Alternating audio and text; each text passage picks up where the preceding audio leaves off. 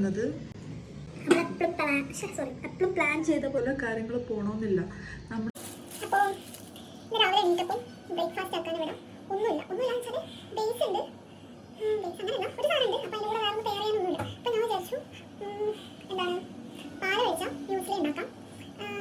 അതിൽ കുറച്ച് ബനാനയിലിട്ടിട്ട് നല്ല രസം ഉണ്ടാവും. രാവിലെ തന്നെ ബ്രേക്ക്ഫാസ്റ്റ് ആയി കഴിക്കാൻ ഓക്കെയാണ്. അല്ലെങ്കിൽ ഞാൻ വിചാരിച്ചു ബ്രെഡ് മേടിക്കാം, ബ്രെഡ് മുട്ടയും മേടിക്കാം.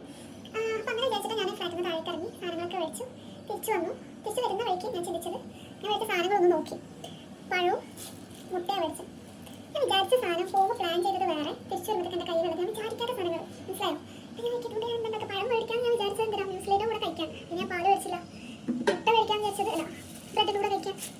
അപ്പോൾ ഞാൻ ബ്രെഡ് മേടിച്ചില്ല. അപ്പം ഞാൻ പറഞ്ഞു വന്നത് എപ്പോഴും പ്ലാൻ ചെയ്ത പോലെ കാര്യങ്ങൾ പോകണമെന്നില്ല. നമ്മുടെ മുന്നിൽ എന്താണ് വരുന്നത് അതൊന്ന് കൂട്ടി യോജിപ്പിക്കുക, സെറ്റാക്കുക.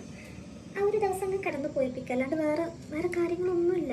ഇപ്പം നിങ്ങൾക്ക് മനസ്സിലാവുമെന്ന് എനിക്ക് മനസ്സിലാവില്ല, അറിയില്ല.